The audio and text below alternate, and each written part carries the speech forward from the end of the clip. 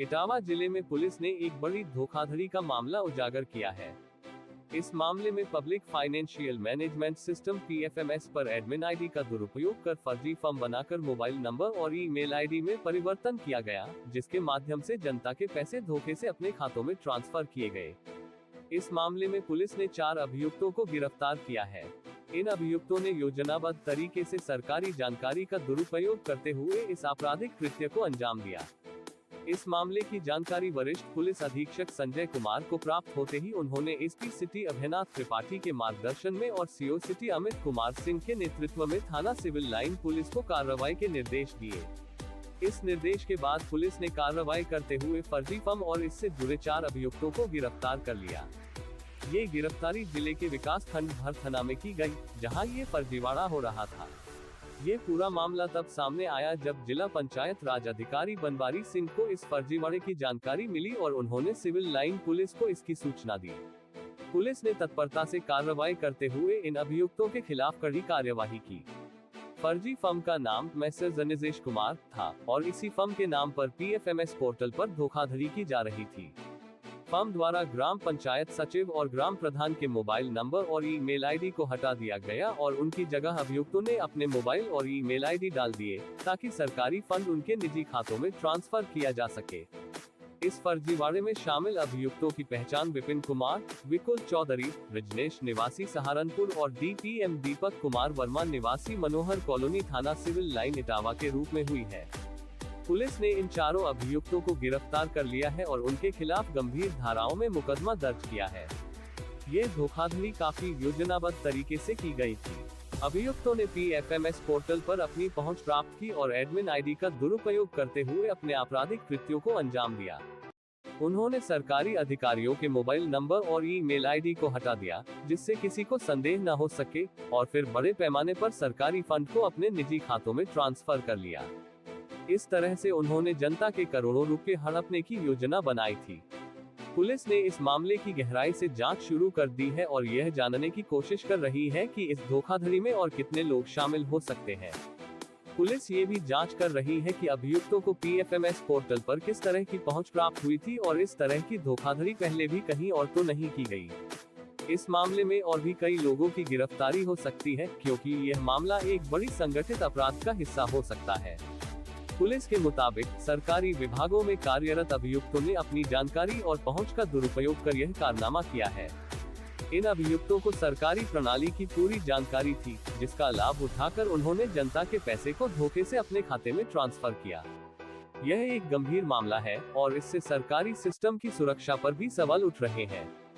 Etawah police ने जनता से भी अपील की है कि वे इस तरह के धोखाधड़ी के मामलों से सावधान रहें और किसी भी संदिग्ध गतिविधि की तुरंत जानकारी पुलिस को दें। पुलिस इस मामले की जांच कर रही है और अभियुक्तों से पूछताछ कर रही है, ताकि इस संगठित अपराध की पूरी साजिश का पर्दाफाश किया जा सके। इस घटना से यह स्पष्ट हो गया है कि कैसे सरकारी जानकारी का दुरुपयोग करके अपराधी फर्जीवाड़ा कर सकते हैं। इससे सरकारी सिस्टम की कमजोरियों का भी पता चलता है, जिनका लाभ उठाकर अपराधी बड़ी धोखाधड़ी को अंजाम दे सकते हैं। पुलिस ने जनता को आश्वासन दिया है कि वह इस मामले में सख्त कार्रवाई करेगी और दोषियों को सजा दिलाएगी। देखिए, इसमें मैं आपको अवगत करा दूं, एक महत्वपूर्ण मामला जो है अप्रैल में 12 अप्रैल 2024 को एक अभियोग दर्ज हुआ था 82/24 419 20 67 68 और IT एक्ट के तहत अभियोग दर्ज हुआ था। और ये मैं आपके संज्ञान कर दूं कि राष्ट्रीय स्वच्छता योजना के तहत PFMS जो पोर्टल होता है, उस पर ये पैसा आता है। उस पर जो है, जो यहाँ का DPRO है, DPRO इटावा द्वारा एक अभियोग दर्ज कराया गया था एप्लीकेशन देकर के, किस योजना के तहत किसी के द्वारा इसका पासवर्ड और जो एडमिन की ID होती है वो दुरुपयोग किया गया था, जिसके आधार पर 1,27,00,000 रुपये जो अकाउंट में था, उसमें 40 लाख रुपए निकालने के लिए जब डिजिटल सिग्नेचर की आवश्यकता पड़ी तो उनके संज्ञान में आया। तदनुसार FIR दर्ज की गई थी। इसमें तमाम विवेचना जब की गई तो सहारनपुर से इसका कनेक्शन निकला, और सहारनपुर से कनेक्शन ये निकला कि सहारनपुर के जो वहाँ के एक DPM पद होता है, डिस्ट्रिक्ट प्रोजेक्ट मैनेजर का पद होता है, जो इसमें महत्वपूर्ण भूमिका निभाता है सारे पैसे के, जिसके पास ही यूज़र ID होती है, पासवर्ड होता है। तो ये व्यक्ति जो है एक वहाँ से जो संविदा पर नियुक्त होते हैं सहारनपुर से यहाँ आए थे और यहाँ के व्यक्ति विजय यादव वहाँ गए थे और दीपक कुमार यहाँ पर आए थे। तो इस प्रकार से जब तमाम तफ्तीश की गई इसमें, तो इनके द्वारा संज्ञानित हुआ कि दीपक कुमार जो यहाँ के सहारनपुर से ट्रांसफ़र होकर के यहाँ पर आए थे संविदा पर DPM, उनके द्वारा पासपोर्ट और यूज़र ID सहारनपुर में प्रेषित की गई है। वहाँ पर रजनीश कुमार नाम का एक आदमी था सहारनपुर में जो स्वीपर का कार्य करता है तथा वो कंप्यूटर भी चलाना जानता है। सारा काम उसके द्वारा ही वहाँ कराया जाता था, जिसके माध्यम से इसके पास विपुल चौधरी, रजनीश और इसमें एक जो DPM है दीपक कुमार, इनकी सारी मिलीभगत साबित हुई है प्रथम दृष्टया तफ्तीश से, जिसके आधार पर इन चारों लोगों को गिरफ्तार किया गया है, जिसमें 3 लोग सहारनपुर के हैं, विपिन कुमार, विपुल और रजनीश, जिसमें रजनीश इसमें मुख्य अभियुक्त है। इसी के द्वारा सारा ये पैसा, जो उसने पैसा तमाम देखा उसमें जो है, तो इसकी नीयत खराब हो गई और उसने इसके लिए तमाम लोगों के संपर्क करके उनके सिमों को, जो गरीब आदमी होते हैं उनकी सिम को भी 10,000 रुपये देकर खरीद लेता है तथा उनके अकाउंट को भी अपने कब्जे में कर लेता है तथा सिम से अटैच करके उस अकाउंट्स को अपने पर्सनल यूज के लिए तथा अपने संबंधियों के पर्सनल यूज के लिए उस फाइनेंस का फ्रॉड करने का प्रयास कर रहा था, जिसके आधार पर साक्ष्यों के आधार पर इन 4 लोगों को गिरफ्तार किया गया है तथा अनुसार विधिक कार्रवाई करते हुए उक्त अभियोग में, उक्त धारा में जेल भेजने की कार्रवाई सुनिश्चित की जा रही है। कितने अभी लोग फरार हैं, अभी और कितने लोगों की तलाश जारी है?